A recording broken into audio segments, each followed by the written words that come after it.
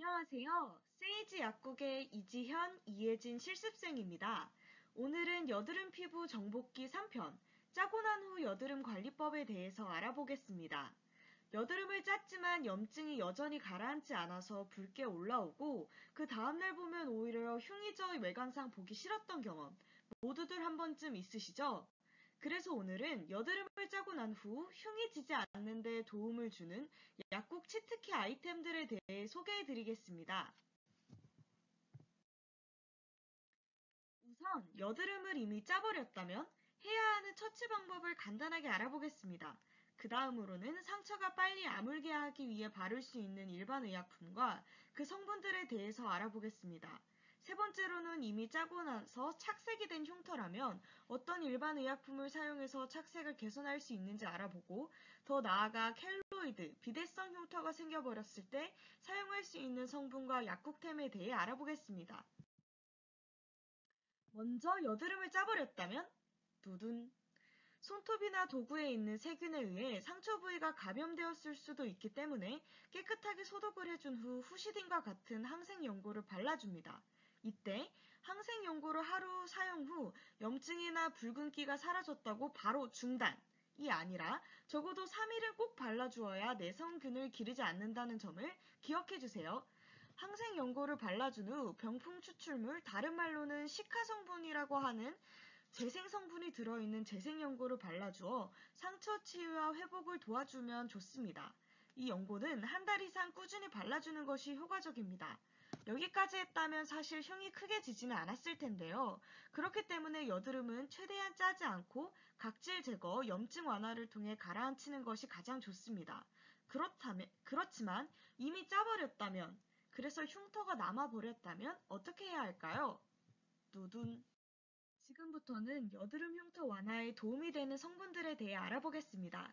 첫 번째로 헤파린 소듐입니다. 이 성분은 콜라겐 구조를 느슨하게 변형시켜 흉터 치료에 도움을 줍니다. 다음으로 알란토인은 각질 용해, 상처 치유, 가려움 완화에 효과가 있습니다. 양파 추출물 혹은 세파 연조 X라고도 하는 성분은 염증을 가라앉혀 색소 침착을 완화시키고 콜라겐의 과도한 형성을 막아 흉터가 두꺼워지는 것을 막아줍니다. 마지막으로 덱스펜타놀은 패인 여드름 상처의 피부를 재생시켜주고 색소 침착을 막아줍니다.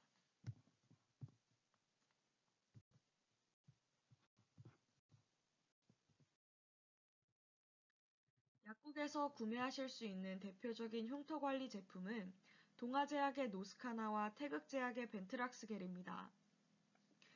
두 의약품 모두 공통적으로 상처 회복에 도움을 주는 헤파린 나트륨과 알란토인 성분이 들어간 일반 의약품입니다. 두 제품 모두 당장에 생긴 상처에 사용하는 것이 아니라 상처가 아문 후 흉터에 사용하는 제품입니다. 하루에 여러 번 수시로 덧발라주는 것이 좋습니다. 두 의약품의 차이점으로는 노스카나는 덱스판테놀이 포함되어 붉은기를 완화시켜주는 효과가 좋으며 벤트락스겔은 양파 추출물이 포함되어 흉터의 색소 침착을 완화시켜주는 효과가 좋다는 것입니다. 본인에게 더 잘 맞는 의약품을 선택하시면 되겠습니다. 꾸준히 장기적으로 사용하는 것이 중요하다는 점을 기억하시면 좋을 것 같습니다. 도스카나 겔처럼 헤파린 나트륨과 알란토인, 덱스판테놀이 포함된 다른 제품에는 신신제약 스카덤 클리어 겔과 GC 녹십자사의 스카일 골드 겔이 있습니다. 이 제품들 역시 하루 수차례 사용하는 것을 권장하고 있습니다. 만약 흉터가 심하고 부위가 넓다면 자기 전 두껍게 바른 후 붕대를 감싸주어 흡수율을 높여주는 방법을 시도해 볼 수도 있겠습니다. 벤토락스 겔처럼 헤파린 나트륨, 알란토인, 양파 추출물이 포함된 제품들에는 독일 멀즈사의 콘트락투 백스 겔과 신신제약의 스카덤 겔,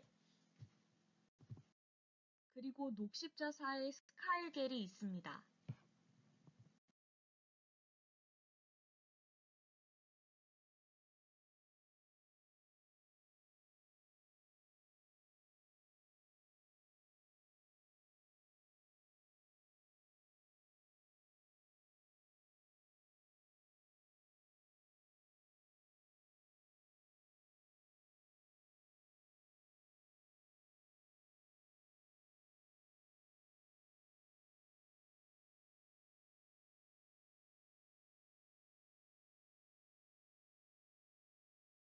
이번에는 여드름 자국의 착색을 완화시켜줄 수 있는 제품들에 대해 소개하겠습니다.